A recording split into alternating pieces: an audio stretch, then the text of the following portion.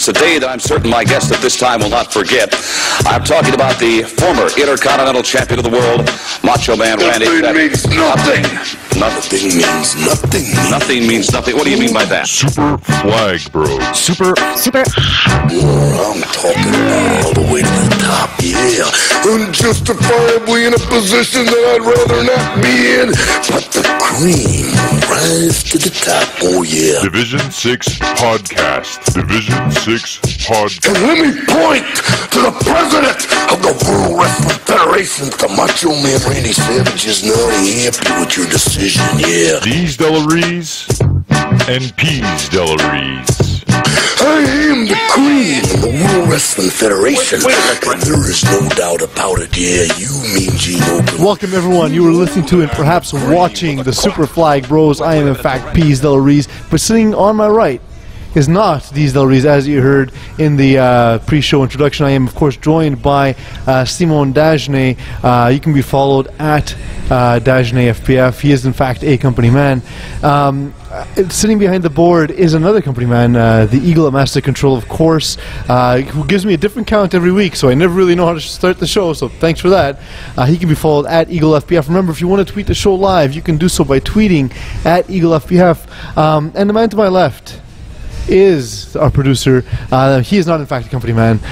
He can be followed at Mocon19 for assorted sports topics as well as FPF topics.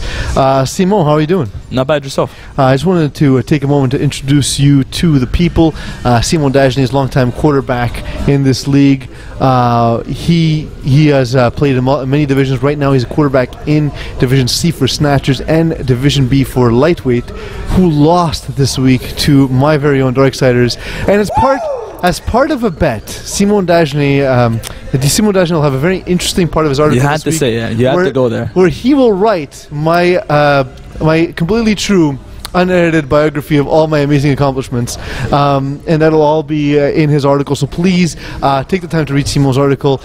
It'll be even better than the highest standard of achievement he sets on a weekly basis. I think that's a compliment, actually. Yeah, it's not bad. Right? It's not bad. Just to point out, every time Simon and I are in the same field or same room, he underperforms. So what you're saying is you should stay out of Simon Dagenet's bedroom at all times. Maybe. No, Simon Dagenet does not perform well whenever I'm in the presence of him on the football field. Well, let's hope that he does perform well when you're in the same cage as Simon Dagenet, because we are, of course, in the Sportira cage, because if it's in the game, it's in the cage. It's horrible. It's horrible. You need to stop. No, never. You need to stop. I'm going to pretend like I invented that. And, of course, our guests have welcomed us with our new very own banner for our podcast. So thanks to Sportira for that. If you want more of that graphic work, of course, you can get your very own Sportira-sponsored jersey. MK, want to show us some of the swag that we got this week? Courtesy of Sportira, our new shirts with our number and the anniversary, 10-year anniversary for the FPF League.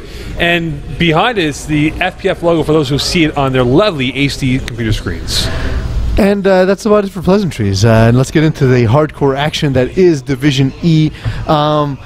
Been there, done that. Looked exactly the part as they beat Big Blue Wrecking Crew, which I have some breaking news about when we conclude this part of the segment. But nice tease. For the moment, not bad, right? It's almost like I know what I'm doing here. Not really, though. BBWC often struggled to gain yards and earn first downs. What's wrong, and how can they prove, Simon? Listen, it was sad. Score kept the game. BBWC offense struggled all game long. They couldn't get anything going. It was tough to get a first down, let alone talking about points on the board. They really struggled. They went for a lot on 4 downs, but Sergio simply couldn't get it done. Sergio being Sergio Sicoli, quarterback. Yes, their quarterback, sorry. He really struggled to move the ball. Bad decision making. Simply, his receivers were not necessarily playing that well neither. Not necessarily been there, done that defense that was really out there, but Sicoli really struggled that night. Absolutely. But I will say, despite allowing 37 points, I thought the Big Blue defense looked decent in spite of it. What would you say, Simo? I would say they look really good out there. Score kept their games early in the season, and the defense was really a problem. There was holes everywhere. They were letting people score with ease. But on that night against Been There Done That, it was one of the top offenses in Div E. They actually looked pretty good. They made a lot of stops. I think they got a pick 6 early in the game in the first half. I think they got 2 or 3 stops in the game. And as a quarterback, I don't expect anything else from my defense. Like, if I get 2 or 3 stops in a game, that's my defense did its job, and I need to do the rest. And Big Blue Wrecking Crew's defense really stepped it up. So a fact over here about Big Blue Wrecking Crew: through 5 games, 3 times they've been held to 12 points or less. I'll give those nugget here, guys. At one point, they had Chad Byers, former Div 1 quarterback, throwing in their early inception of their franchise. But you're right, though, the quarterback play has definitely regressed for this football team if they want to take that next step for years to come. Well, I mean, I do know Sergio personally. He's played on a lot of my teams. It's something he wanted to try. He figured if Pease can do it, anyone can do it. You can't do it. Well, that's what I said. That's what I told him. But evidently he didn't listen. He just likes when I throw because he gets a lot of touchdowns. That's right. But for Been There, Done That, when I see this team, I've seen them play 3 games now this season, and what I've taken from their roster is that it's a very versatile roster with a lot of playmakers. Are they the best team that no one knows about? I would say so. They have a very good offense. Their defense is good. Their defense doesn't get a lot of credit. Their offense is good. Tardif has been playing really well. They do a lot of trick plays. They use Kevin Marion as a second quarterback on many plays, and he's successful. He throws a lot of touchdowns and about 10 to 15-yard passes. Their offense is really good. That's fair. Honestly, we talked about during the game that we both felt that they had a couple of really good receivers out there. I actually, the guy I pointed to and I said was a gentleman named Lavoie. Yes. MK, if you can give me that full name, that'd be great. Number 17. Yes, I have it ready for you guys. His name is? It's J.C. Lavoie, Jean-Christophe Lavoie. Jean-Christophe Lavoie. That's honestly, he looks like a guy who's an archetype for a higher division receiver. I look forward to him moving up and playing on some competitive teams in the future. Eagle, do we have the drum roll ready? If not, I can move on. We can break the news later about Big Blue Wrecking Crew. Ready? No, we got this. This is an amateur hour. Ladies and gentlemen, the big news regarding Big Blue Wrecking Crew. Sergio Sicoli officially steps down from quarterback. So maybe a new team coming this week. He actually sent me a text early in the week to let me know. I'd like to see how that goes. It's definitely interesting. It's definitely playing the quarterback position, Simon. You know it's more difficult than it comes off as. Yes. As indicated by your touchdown to interception ratio. You've tried. Mo tried. Yeah, Neither was successful at it. So I can say I'm the best on this table at it. Absolutely not. You're just on incompletion right now. Yeah, did you get intercepted on your way here? It is like, like they have those memes like every 10 seconds, like a zebra dies or something. It's every 10 seconds Simon Dagenet throws an interception. That's interesting. But some big news. I look forward to seeing what happens with Big Blue Wrecking Crew. Sergio, maybe give it a shot in a future season. Who knows? No Name have continued their dominance. They take on the Fat and the Furious. It's a great name, by the way, Fat and Furious. It's a team name that I should be quarterback of. But anyway, yeah, but they're bigger guys than you are. It's so awesome.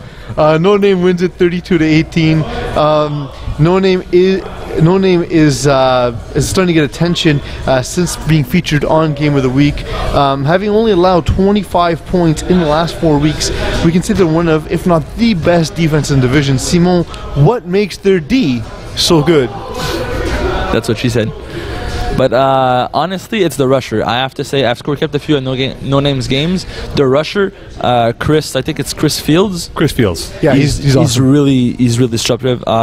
He's in the QB's face all the time. He's really good at it. He forces throws or he throws, and they have decent safeties enough that they pick off the ball in the air. And then, well, on the stat sheet, the safety look good, but honestly, when it comes down to it, the rusher is really the one that shines on the defense. And Chris Fields is the replacement rusher for Eddie Thibault, who walked off the field in the first game. So glad to see that worked out for No Name. Are you disturbed, Mokan, by all the No Name brand post by Sean Collins on his Facebook. No, when you look at the roster completely, Johnny Simons, who they add after week 1, has been fantastic. He has 2 INTs so far. He's played very well. You look at their pass deflections. They've been very active attacking the football in the air. Combined, they have 20 pass deflections this year, which is quite remarkable for a defense such as them. But I think when you look ahead, the veteran leadership, though, whether you add a Robert White, Evan Nole as well, these guys have definitely had the FPF experience. So really, they're a better, higher-end Div E team as we are at the halfway point of the season. The Fat and the Furious were shut out last week. They scored 6 points the week before. Are we surprised that they scored 18 points against No Name? A bit. I must say, iScore kept the shutout. The game and their offense was really going nowhere. The quarterback was overthrowing his receivers and underthrowing his receivers. He couldn't click at all with his receivers, and it's been the story for the first 3 or 4 weeks.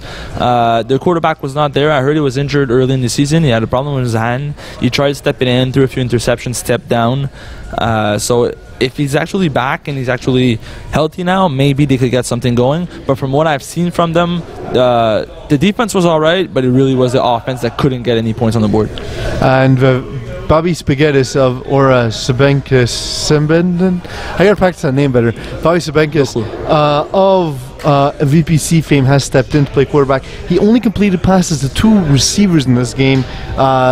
Runners-up and winner of the best names in the division, respectively, Jamie Cristiano and Shaquille Daguiar were the only 2 guys to catch passes in this game. Well, they do have Chris Williams too. Yeah, there we go. So I mean, they do have Chris Williams, who's a really good player. So, but yet that's all we see on the stat sheet. So, I mean, what would you recommend to a team now that's only completing passes to 2 receivers? I would tell the quarterback to try to trust his receivers, trust other receivers, to actually look at other guys and test it. You know, at this point in the season, you need to try something new. That could be something new. Instead of completing to only 2 guys, complete to more guys. Try other receivers, see what happens. What about you, MK? What do you think? I do agree with Simon to an extent here, but remember though, at this point, you should have your offense and defense figured out. You should be going in the next half of the year with your guys set, because if you start experimenting now, you have issues going to this second part of the season. Absolutely. And a team having some trouble as of this week is Falcons. They get beat up by the Smash Bros. 50-12 was the final score. In his first season as quarterback, Jonah Cohen has thrown 27 touchdowns and 2 interceptions. That's ridiculous. How can you account for his early That's ridiculous. Well, he's good. He's good. I've seen him play. He's good. He has a good arm strength, but honestly his receivers are fast. They're beating the safeties, they're beating the defenders. It honestly feels like they're playing against nobody. Their Smash Bros are honestly just throwing the ball and there's no defenders nearby the receivers. It's like playing on a field with no defense. I score kept their game quickly here. Fantastic defense here. Eddie Russo had a monster game, 5 TDs in the victory. Well, I was going to say, Eddie Russo's normally a role player. He is. But he exploded for 5 touchdowns and 5 catches in this game. And he had 6 combined TDs because he had a fantastic game on defense as well. I mean, their defense played fantastic. That's absurd. I believe 3 or 4 TDs in that, INTs, pardon me, in that victory over Falcons. If they're able to carry that over for the second half of the year, they're going to be a tough outcome playoff time. Simon, Eddie Russo, great player or great night? I would say great player from what I've seen. He's steady. He doesn't necessarily always get the stats, but he's been stepping up his game better and better, and I expect him to keep having not necessarily these kind of nights, obviously, but good nights moving forward in the second half of the season. Speaking of these kinds of nights, Dylan Garber had a Simon Dagenet-like outing, throwing 5 interceptions with experience. It doesn't happen to me that much. With experience of this kind of game, with immense experience of having such a terrible game, how does one recover into the next week? It honestly depends on how the interception happened. Is it because you literally threw 5 times in the defender's chest? There's a story behind every interception. Sometimes it's because your receivers you are having problem clicking with your receivers. There's always a way to improve from one interception to another, and as you step into next week's game, you should try to look at every interception you threw and what happened and how can I improve from this. Like, what can I do to avoid this situation again? He's regressed. I've watched Dylan Garber since the KGP Light days this past winter season, and it just seems like when he throws that first INT, it just kills his confidence. And he's regressed every pass that he's thrown since then. We've regressed with our quality of show co-host, but Stay tuned anyway. When we come back, we have some helpful insight about how teams are built. Calling the Audible has been brought to you by the English Montreal School Board's DEAL program. Distance education for all learners will allow you to obtain your high school diploma or prerequisites for CEGEP or vocational studies from the comfort of your own home. It's never too late to go back to school. Learn anywhere at your own pace and get your diploma. Call 514-788-5937 for information or visit www.distanted.ca for more details. Simon, you and I you returned to the show. This is, of course, Super Flag Bros. I am joined by someone who's not my actual brother, but a brother of another sort. He is part of the FPF Brethren. That's a lot of pressure to be named like your brother. I feel like I could be a De La Roca right now, and I'm not ready for that. Honestly, I know you guys. I'm not ready for that. Who's De La Roca? You can come to our next family barbecue. It'll be fun. That could be fun. Yeah, you will not survive. But that being said, we are, of course, in the Sportiera cage with Simon Dagenet. You can, of course, follow him at Dagenet FPF. Of course, if you're watching live, you know that behind me is our new FPF banner prepared for by our guests, by our hosts at Sportiera cage. Sportiera, of course, because if it's in the game, it's in the cage. The Eagle at Master Control making us look good as he always does, touching his wonderful knobs behind off the camera, and MK himself, Mr. Mo Khan, doing his wonderful producer work as well. I just wanted to talk a little bit about building teams, Simon, because you and I have both done it. We've both made our mistakes. We've both built very good teams. What mistakes? MK, you can chime in as well. Absolutely. Well, lightweight, for example. But if you have any sort of insight that we can give to teams, what can they do right? What can they do wrong? So, let's start with, when teams are starting out, what's a typical mistake that they do when building a team? I would say they would build a team around, the first thing is everybody wants to play with friends, right? So you build a team around your friends, and then you just fill in holes that you could have.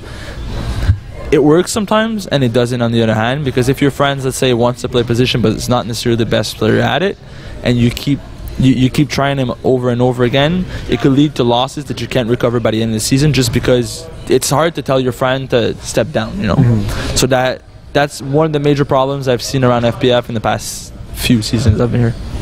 That's fair. MK. I think continuity. As you guys know, covering Div 6 and Div E the last couple of years that we've had in FPF, the one knock that some teams that might be 0-10 or 1-10 but get blown up by 45 points a game, they feel so discouraged that they don't want to carry over into, say, the winter or spring seasons, and that hurts them, right? So that's why I always tell teams stick with it, because it will get better, because you will understand the game. It will slow down for you to figure out where people should be on the football field, offense and defense is speaking here. So I think teams have to stick with it and just be patient with what they have and build with what their nucleus could be. Absolutely. For myself, my first season, our team went 1-9. Punch Panda. It wasn't discouraging. It was just 0-9-1. 0-9-1. My mistake. 0-9-1. Can't even win a game. Yeah, and you know what? It didn't discourage us. It just showed us what we need to do to get better. And shortly thereafter, we're a playoff team and so on and so forth. Simon, what about your first season in the league? What was that like? My first season was a very long time ago. I didn't build the first team I played for. What about your first team? The first team you built? The first team I've built was a bunch of friends of ours that played in high school together. We decided to move to FPF. How'd you do? Some had a few not so bad. We made it to the playoffs actually in the first season. We lost to the team that actually won it all. It was winter 2011. Outlaws won everything. Oh, I remember. We lost to them. I threw a pick six. We were up by 3. I threw a pick six at the end of the game. Shocker. And they won. Yeah, I know, right? And it's been the story since. Honestly, I think that was the beginning of the story. Beginning of the end for Simon Dagenet. What do you build around then? What is it that you do in order to build a successful roster? I think the best way to build a team is to find the system that works well for you. So that's, for instance, I'm a quarterback. So you find the pivot position for you, that person that you build your team around, and you build a system that works well for you. So if you find a quarterback that has a specific system that works well for him, find players that fit that system. Don't try to change him. Find the right players for him that works well, and build from there. Don't try to change the guys that are the team, and find guys that fit that team, fit the mentality, and fit the same style of play. And style of play is important, because a lot of times teams will load up on big names, but it just doesn't work. It doesn't click. So it's about finding the right kind of players as well. What I've heard before is a lot of good teams are built sort of up the middle, quarterback, snapper, rusher. They're involved on every play, so obviously if you're strong at those positions, you tend to be a stronger team. On top of that, maybe you want to have one big playmaker that can play both sides as well. But absolutely, another thing is how to acquire new talent, Simon. For myself, it's been getting involved in the league, talking to people. I became quick friends with the Eagle at Master Control, as well as with you, Simon, Mokan. We're not friends. Well, I mean, as friendly as I get with enemies. Adversaries. Adversaries. That's a better term. I like that. Well, rivals would have to win once in a while, Simon. We're 2-2 against each other now. Yeah, but that's ancient history. 1-5, Eagle. I'm 1-5 against you. That's true. So just to say that that's pretty much the best way. Talk to people. If you see us at the fields, talk to us. We know a lot of players. But honestly, make friends with guys that you're playing against. A lot of Division E teams are unnecessarily intense, guys. Relax, have fun. Talk to the guy on the other side of the field. If you think someone's awesome, try and add them for next season. Don't hate them for no apparent reason. Except it's bees. Then don't tell me I'm awesome. Don't lie. Sorry. Let's go through some picks, Simon. I'm going to announce the game. And what I want you to do is sort of give me 1 or 2 lines of analysis and make your pick. MK, if you have anything to add, feel free to chime in at any point. We have one-man show taking on No Name. Who do you think will win this game? Honestly, I think No Name's going to take it. They've been playing really well recently. Their defense is their backbone. They can rely on the defense a lot. I think I'm not sure how one-man show could actually pull it off against No Man. Huge game for one-man show. Sorry, PZ. If they win that game, they can jump into the top 4 of their division. If they lose that game, they can maybe drop down by a couple of spots here. So big one for one-man show. Absolutely. I'm going to go with No Name myself. Falcons and Redmond. I really like how Redmond has been playing recently. John Papadimitriou, quarterback. Thank you, sir. Has been playing really well. He uses his legs when he needs to. He plays intelligent football, finds the open receiver, makes some good reads, some good throws, and he's really been the captain and the line on that team. And I think Redmond's going to take it. In a game, I'm going to go with Redmond as well. In a game that features what could easily be the title and subtitle of my autobiography, TDs and Beer, The Fat and the Furious. What do you say? I think TDs and Beer is going to take it. They've been playing well recently, and the Fat and the Furious has just been so inconsistent. Their defense, they seem to be giving up before the end of the game. Second half, they're letting themselves down. Somebody scores. They're up and down. I just don't see it happening. I think for both, though. Go ahead, sorry. Yeah, because you look at TDs and Beer, of course, trying to keep themselves within range of a top-end seed, whether with Fat and Furious, they're on the cusp of either being on the outside looking in, or they can cement themselves going to the second half of the year. I'm going to actually say Fat and Furious. I was impressed that they scored 18 points against No Name. I think that continues. Hashtag Baton versus Been There, Done That. I think last week against PBWC, Been There and That was very off. Tardif was not playing really well. His trick plays were not working, and I don't think that's going to happen this week. I think they're going to light it up against hashtag Baton. I really like Been There and That. The way their offense works, they never discourage, and I think they're the better team. Well, you look at hashtag Baton, right? They're 0-4 as we speak. Look, they could be in the playoffs with a couple wins coming in their way, but again, for what they have to go through, who they have to face this week, not going to happen. Reptile versus Mammal as Smoke and Axel takes on Fuzzy Kittens. You didn't know an Axel was a reptile, did you? No, I did not. There we go. Sounds like a motorcycle thing. We learn something every day. It's a Mexican water lizard. Really? Absolutely. Or are you just making stuff up?